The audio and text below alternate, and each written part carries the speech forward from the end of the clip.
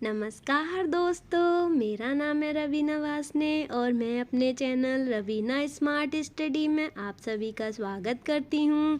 उम्मीद करती हूँ आप सभी बहुत अच्छे होंगे और अच्छे से पढ़ाई कर रहे होंगे। और जैसा कि आप सभी को पता है कि हमारे इस चैनल पर DSSB PRT पार्ट 2 की फ्री ऑफ कॉस्ट क्लासेस चल रही हैं और जिसका हमने एक first topic growth and development में ग्रोथ को समाप्त किया था और आज हम डेवलपमेंट के बारे में पढ़ाई करेंगे। आज हम डेवलपमेंट को पढ़ रहे होंगे। तो चलिए ज़्यादा देरी ना करते हुए अपने टॉपिक को स्टार्ट करते हैं। तो चलिए आइए, अब विकास के बारे में हम जानते हैं कि विकास क्या। देखिए, सबसे पहले हम विकास को जानने से पहले कुछ मोटी मोटी बातों पर नज़र डालते हैं। जैसे कि हमने प्रीवियस वीडियो में हमने वृद्धि को जाना था। वृद्धि क्या होती है? एक स्ट्रक्चरल वृद्धि होती है, एक स्ट्रक्चरल संरचना होती है। स्ट्रक्चरल का मतलब स्ट्रक्चर संरचना होती है, मतलब जो कि दिखाई देती है। वृद्धि एक स्ट्रक्चर संरचना होती है जो कि दिखाई देती है। जैसे कि समझिए आप, आपकी लंबाई में वृद्धि, ये आपकी लंबाई में वृद्धि और आपके मोटापे में जो वृद्धि होती है वो हमें दिखाई देती है, लेकिन विकास कभी दिखाई नहीं देता। तो इससे एक बात निकल कर आती है कि जो वृद्धि होती है वो होती है मूर्त संरचना और विकास होता है अमूर्त संरचना। अब ये मूर्त और अमूर्त संरचना क्या होता है? जो वस्तुएं हमें दिखाई देती हैं वो मूर्त होती हैं और जो वस्तुएं हमें दिखाई नहीं देती वो अमूर्त होती हैं। तो आपको मूर्त और अमूर्त के बारे में समझ में आया होगा। तो वृद्धि हमें दिखाई देती है, तो हम इस हिसाब से वृद्धि एक मूर्त संरचना हुई और विकास हमें दिखाई नहीं देता। आपने कभी विकास देखा है कि विकास सड़क पर चल रहा है? वो एक विकास अलग होता है, लेकिन विकास को सिर्फ महसूस किया जाता है, उससे अनुभव के द्वारा प्राप्त किया जाता है और उसे अनुभव के द्वारा और उसे प्रैक्टिस के द्वारा प्राप्त किया जाता है। तो विकास कभी दिखाई नहीं देता। तो आपको समझ में आया? जैसे कि आप जब आप पढ़ाई करते हैं तो जब किसी चीज़ को आप सीखने के लिए उसे सीखते हैं, जैसे आप किसी टॉपिक को समझते हैं तो टॉपिक से समझने से पहले आपके जो मानसिक संरचना होती है और उसके टॉपिक को समझने के बाद जो आपकी मानसिक संरचना में वृद्धि होती है, आप उस टॉपिक को बेहतर तरीके से जान पाते हैं। तो वो ही उन दोनों के बीच में विकास होता है जो कि हमें दिखाई नहीं देता, सिर्फ हम उसे अनुभव करते हैं। तो आई होप आपको ये बात समझ आई होगी। अब देखिए, अब कुछ परिभाषा है जो आप समझिए। विकास एक अभिप्रेरणा एवं अनुभव के फलस्वरूप होने वाली उत्तरोत्तर श्रृंखला को विकास कहते हैं। अब ये उत्तरोत्तर श्रृंखला का मतलब होता है बढ़ती हुई श्रृंखला, यानी कि विकास आप जब यहाँ हैं और आप किसी अनुभव और अभिप्रेरणा, जैसे आपने किसी टीचर के एक्सपीरियंस के द्वारा, अपने एक्सपीरियंस के द्वारा जो विकास प्राप्त करते हैं वो एक बढ़ता हुआ होता है, फिर वो आप यहाँ तक पहुँच पाते हैं। तो ये एक प्रकार से बढ़ती हुई श्रृंखला, उत्तरोत्तर श्रृंखला को ही विकास कहते हैं। अब आप सीधे शब्दों में समझिए, जब आप किसी परीक्षा को देते हैं तो परीक्षा को पढ़ने के लिए आप उसकी तैयारी शुरू करते हैं। जैसे आप मान लीजिए अब DSSB की परीक्षा देंगे तो उससे पहले आपको जो आता है, लेकिन आप उसमें मेहनत करेंगे और अच्छे से पढ़ाई करेंगे तो आप जब DSSB की परीक्षा देने जाएंगे तो आपका विकास ही होगा। आप और अच्छे बेहतर तरीके से उन चीज़ों को समझ पाएंगे और उनमें अपना प्रदर्शन कर पाएंगे। तो उम्मीद करती हूँ ये बात आपको समझ आई होगी कि विकास क्या होता है, क्योंकि हमें हर छोटे छोटे पॉइंट को पहले समझना होता है, नहीं तो हमारे दिमाग में जो होता है मिसकंसेप्शन हो जाता है, जिसकी वजह से हमें समझ में नहीं आता। तो आपको कहीं भी कोई दिक्कत हो आप मुझे कमेंट में बताइएगा, मैं उसे ज़रूर आपको बताने का प्रयास करूँगी। तो चलिए अब आगे बढ़ते हैं। अब देखिए, विकास के बारे में समझिए। देखिए, विकास का स्वरूप आंतरिक एवं बाह्य दोनों होता है। अब देखिए, जब हमने पहले वृद्धि पढ़ी थी तो जो वृद्धि होती है वो बाह्य रूप से ही होती है। जैसे आपके लंबाई में वृद्धि, आपके मोटापे में वृद्धि, तो वो सिर्फ बाह्य होती है। लेकिन विकास आपका आंतरिक भी होता है और बाह्य भी होता है। बाह्य कैसे होता है? यानी एक्सटर्नल होता है आपका, यानी कि आंतरिक तो आपका माइंड का और विकास यानी कि चलता ही रहता है, ठीक है। आपके बाहर रूप से भी होता है, बाहर जो आप बाहर लोगों से, बाहर पर्यावरण के द्वारा आप सीखते हैं, और आपके आंतरिक जो विकास होता है वो आप आंतरिक रूप से ही सीखते हैं। आप किसी भी चीज़ को अपने द्वारा सीखते हैं तो वो एक तरीके से आंतरिक विकास हो गया, और किसी दूसरे के द्वारा आप सीखते हैं तो वो आपका बाहर रूप से विकास हो गया, यानी एक्सटर्नल हो गया। तो आपको ये वाला पॉइंट समझ में आया होगा। अब देखिए दूसरा पॉइंट कि विकास परिमाणात्मक और गुणात्मक दोनों होता है। देखिए परिमाणात्मक कैसे होता है, परिमाणात्मक यानी कि आपकी क्वांटिटेटिव। अब आप कहेंगे कि अभी तो आपने मैम ये कहा था कि विकास को हम मतलब अमूर्त होता है, उसे माप नहीं सकते, तो अब यहाँ पर परिमाणात्मक यानी परिमाणात्मक कैसे हुआ। तो देखिए आप समझिए, जब हम IQ टेस्ट करते हैं तो हम उसको नापते हैं कि हमारा IQ 110 है कि 120 है, तो वो उसको मेजर कर रहे हैं, तो उसे हम एक क्वांटिटी ही तो दे रहे हैं, परिणाम ही तो दे रहे हैं। तो इस हिसाब से आपका जो IQ लेवल में आता है तो विकास परिमाणात्मक होता है। और गुणात्मक तो आप जानते हैं क्वालिटेटिव, कि जो गुणों के जैसे आप गुणात्मक जैसे कि आपकी ईमानदारी का गुण, आपकी सच्चाई का गुण, तो वो उसके विकास के बारे में जानना होता है तो वो गुणात्मक होता है, क्योंकि उसे तो हम नाप ही नहीं सकते, उनको सिर्फ हम अनुभव कर सकते हैं कि किसमें कैसा गुण है। तो आपको ये दोनों पॉइंट समझ में आए होंगे। अब देखिए थर्ड पॉइंट, देखिए विकास मल्टी डायरेक्शनल होता है। किसी भी तो आप समझिए विकास कभी एक दिशा में नहीं होता, विकास की दिशा बहुदिशात्मक होता है, यानी कि चारों दिशाओं में हर तरफ विकास होता है। ऐसा नहीं है कि सिर्फ आपका मानसिक विकास ही हो रहा है। अगर आपका मानसिक विकास भी हो रहा है तो आपके साथ साथ शारीरिक विकास भी हो रहा होता है। शारीरिक विकास और आपका संज्ञानात्मक विकास, जिसे हम मानसिक विकास कह रहे हैं, आपके सारे डोमेन होते हैं जो आपके साथ साथ बढ़ रहे होते हैं। ऐसा नहीं है कि आपका एक ही जगह, जैसे मान लीजिए जब आप खाना खाते हैं तो सिर्फ आपकी एक उंगली नहीं चलती, आपकी सारी उंगलियां चलती हैं। इसी प्रकार से आपके सारे पक्षों का विकास हो रहा होता है। तो विकास हर दिशा में होने वाला होता है। जैसे कि अगर आप पढ़ाई कर रहे हैं तो सिर्फ आपका मानसिक विकास ही नहीं हो रहा, उस समय आप हाथों से भी कुछ ना कुछ प्रतिक्रिया कर रहे होते हैं, तो इससे आपके शारीरिक विकास भी हो रहा होता है। तो विकास ऐसा सिर्फ एक पक्ष में नहीं होता, आपके हर जगह हो रहा होता है। और आपके शरीर का भी विकास हो रहा होता है और आपका मानसिक विकास भी हो रहा होता है। अब देखिए आगे पॉइंट समझिए आप, कि डेवलपमेंट संशोधनीय होता है। अब यानी कि प्लास्टिक नेचर का होता है डेवलपमेंट। Just a minute. देखिए विकास कैसा होता है, संशोधनीय यानी प्लास्टिक नेचर। अब ये प्लास्टिक नेचर क्या होता है, प्लास्टिक नेचर का मतलब होता है मॉडिफाई करने के लिए, जिसको हम मॉडिफाई कर सकते हैं यानी कि संशोधन कर सकते हैं। जिसका जैसे आपने प्लास्टिक देखी है, हम प्लास्टिक को रीयूज में ला सकते हैं। प्लास्टिक को कहते हैं पॉलीथीन को जलाइए नहीं, उनको रीयूज में, इसलिए विकास को एक नाम उसी के प्लास्टिक नेचर इसीलिए बोला गया क्योंकि उसे हम मॉडिफाई कर सकते हैं। तो इसी प्रकार से आगे समझिए कि विकास जो है हम सीधे सीधे माप नहीं सकते। तो आप देखिए नेक्स्ट पॉइंट देखिए कि विकास को हम सीधे सीधे माप नहीं सकते। तो आपने देखा है कि हम क्या विकास को सीधे माप सकते हैं कि तेरे अंदर 1 किलो विकास हुआ है, कि तेरे अंदर 2 किलो विकास हुआ है। आज तू इतना पढ़ने में अच्छा था और कल तू इतना पढ़ने में 2 किलो पढ़ने में अच्छा है। तो क्या आप कभी ऐसे कहते हैं कि आज तेरे में 2 किलो विकास हुआ है? नहीं ना, तो हम विकास को सीधे सीधे नहीं माप सकते। अब देखिए विकास के बिना वृद्धि संभव है। तो देखिए विकास वृद्धि के बिना संभव है, वृद्धि विकास के बिना संभव नहीं है। यहाँ पर आप नोट इम्पोर्टेंट बात ये समझिए कि वृद्धि जो है वृद्धि विकास के बिना संभव नहीं होती। जब विकास, अगर आपकी वृद्धि का भी विकास नहीं हो रहा होता तो बढ़ नहीं सकती, लेकिन विकास वृद्धि के बिना संभव है, क्योंकि विकास एक निरंतर चलने वाली प्रक्रिया होती है और वृद्धि एक स्तर पर आकर रुक जाती है। तो आपको ये वाला पॉइंट भी क्लियर हुआ होगा। अब देखिए विकास का संबंध किससे होता है, कार्यात्मक यानी कि फंक्शनल साइड से, यानी कि विकास एक तरीके से अब यहाँ पर एक और बात समझिए पहले आप, कि वृद्धि क्या है, वृद्धि का संबंध होता है स्ट्रक्चर से, क्योंकि आप क्या करते हैं, वृद्धि में स्ट्रक्चर ही मापते हैं, लेकिन विकास का संबंध किससे होता है? कार्यात्मक। आप कार्यों के आधार पर ही उसकी गणना करते हैं कि किसी व्यक्ति में कितना विकास हुआ है, किस व्यक्ति में कितना नहीं विकास हुआ।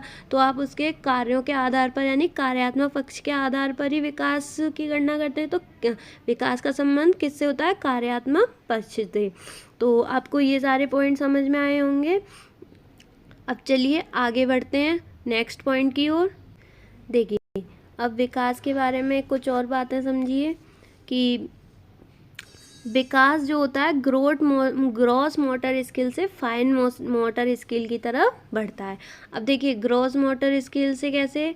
देखिए ऐसा नहीं है कि आप पहले से ही सूक्ष्म, जब आप जैसे कि कोई बच्चा पैदा होता है, जब कोई बच्चा पैदा होता है तो वो ऐसा नहीं है कि फुटबॉल खेलना स्टार्ट हो जाए। ग्रॉस मोटर स्किल का मतलब होता है जिसमें हमारी सारी मांसपेशियां काम करती हैं और जिसमें हम ज़्यादा एनर्जी वाला काम करते हैं। और फाइन मोटर स्किल जैसे कि पेंटिंग बनाना, सुई में धागे पिरोना, जिनमें हमारी कम मांसपेशियां काम करती हैं।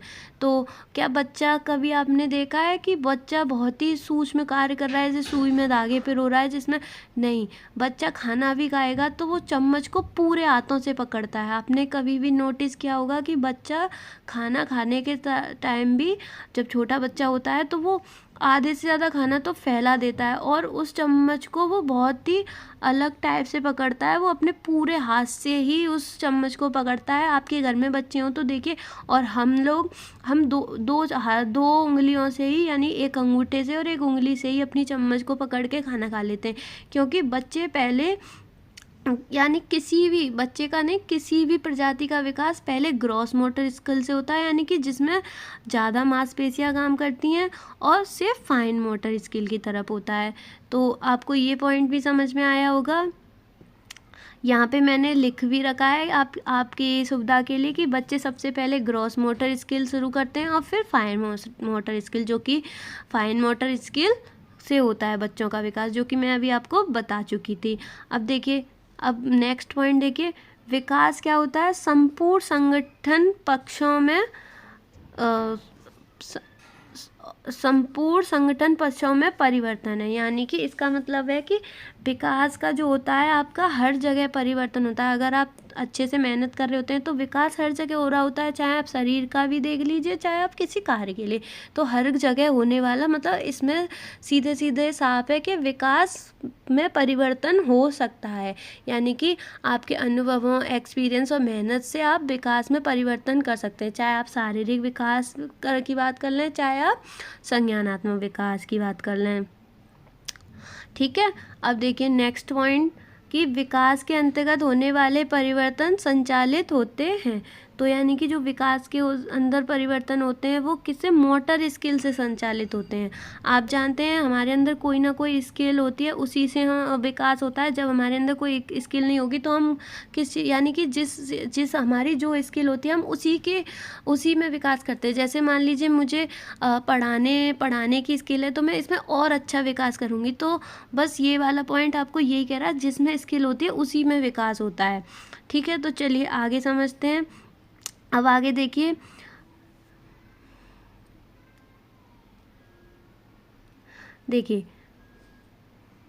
विकास में संवर्धन व ह्रास दोनों सम्मिलित होते हैं। अब देखिए यहाँ संवर्धन से मतलब होता है वृद्धि, यानी कि संवर्धन। आप यहाँ पे ये, यानी कि विकास में वृद्धि भी होती है और विकास में हानि यानी लॉस भी होता है। ऐसा नहीं है कि आपके हर वक्त विकास ही हो रहा था। जब जैसे कि आप मान लीजिए पढ़ाई कर रहे हैं और आपने अब पढ़ाई को छोड़ दिया, आपने सोचा कि अब हम नहीं पढ़ेंगे, तो आपके जो विकास में होगी कमी ही आएगी, आप चीज़ों को भूल जाएंगे। और लेकिन अगर आप रोज़ रिवाइज करते रहेंगे तो आपका संवर्धन होगा। तो विकास में संवर्धन और वृद्धि दोनों होते हैं। अब देखिए विकास कैसा होता है? संचयी प्रवृत्ति का होता है विकास। संचयी प्रवृत्ति, अब देखिए संचयी प्रवृत्ति क्या होती है?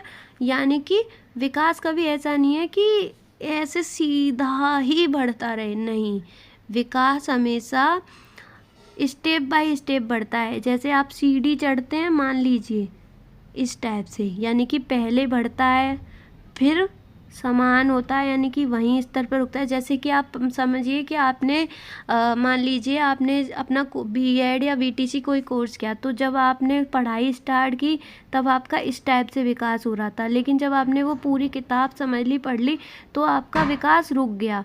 अब आपको उससे एक्स्ट्रा जानकारी नहीं मिलेगी, यानी लेकिन फिर आपने सीटेट दिया तब आपकी वृद्धि हुई। अब लेकिन जब आपकी उसकी और प्रैक्टिस बहुत अच्छे से कर ली अब और उसकी प्रैक्टिस करते रहे, तो एक बार आके फिर आपका विकास रुक गया। अब आप फिर DSSS भी कर रहे हैं, तो आपका फिर से विकास बढ़ा, और लेकिन फिर आने के टाइम तक आपका विकास रुक जाएगा। तो इस प्रकार से परत बाई परत आपका विकास बढ़ता है, यानी कि पहले थोड़ा बढ़ता है, फिर वहाँ पर रुकता है, फिर बढ़ता है। इस हिसाब से आपका विकास होता रहता है। तो आपको ये वाली बात। अब देखिए, अब एक नेक्स्ट पॉइंट आता है कि विकास एकीकृत होता है। तो आप जानते हैं, जैसे कि आपको एक उदाहरण देते हैं, जैसे कि EVS की प्रकृति कैसी होती है, एकीकृत होती है। तो इसी प्रकार ऐसा नहीं है कि सिर्फ, जैसे कि मैंने आपको भी पहले भी समझाया कि ऐसा नहीं है कि सिर्फ अगर आप मान लीजिए अगर आप फुटबॉल खेल रहे हैं, तो सिर्फ आपके उसमें सिर्फ पैर नहीं चल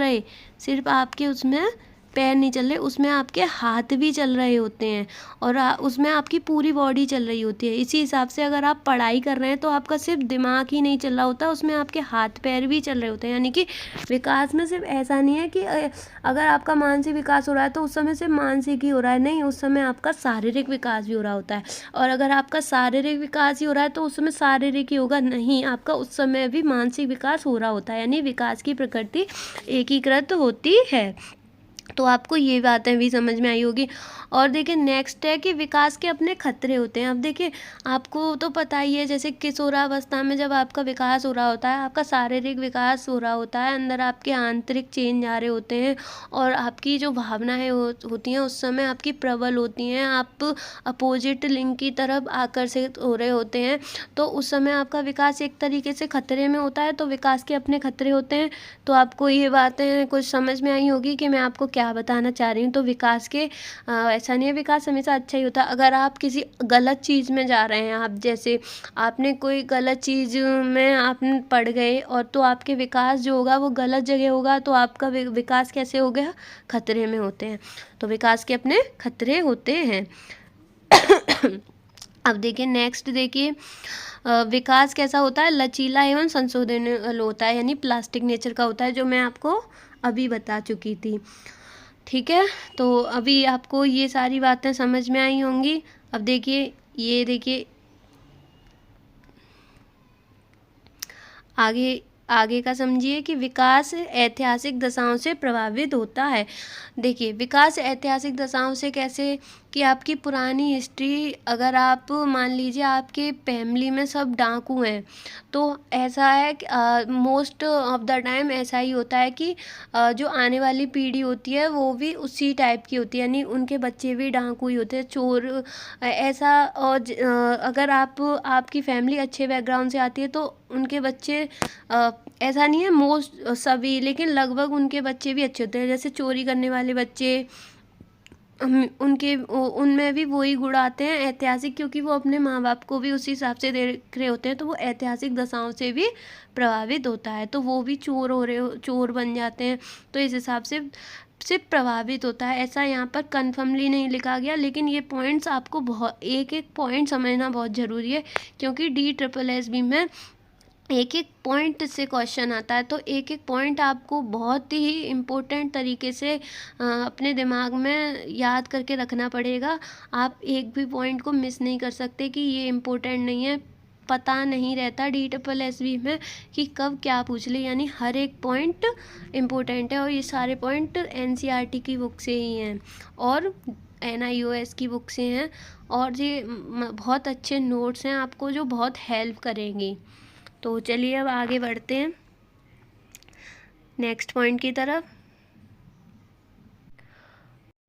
अब देखिए, अब आते हैं हम बाल विकास के सिद्धांत, जो हमारे विकास के सिद्धांत हैं। अब यहाँ पर हम बच्चों के बारे में ही पढ़ रहे हैं, तो बाल विकास के ही सिद्धांत होंगे।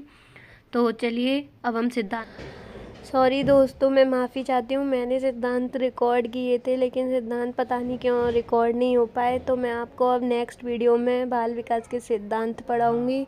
तो अगर आपको ये वाली वीडियो अच्छी लगी तो आप प्लीज़ मेरे चैनल को सब्सक्राइब कीजिए, लाइक कीजिए और शेयर कीजिए।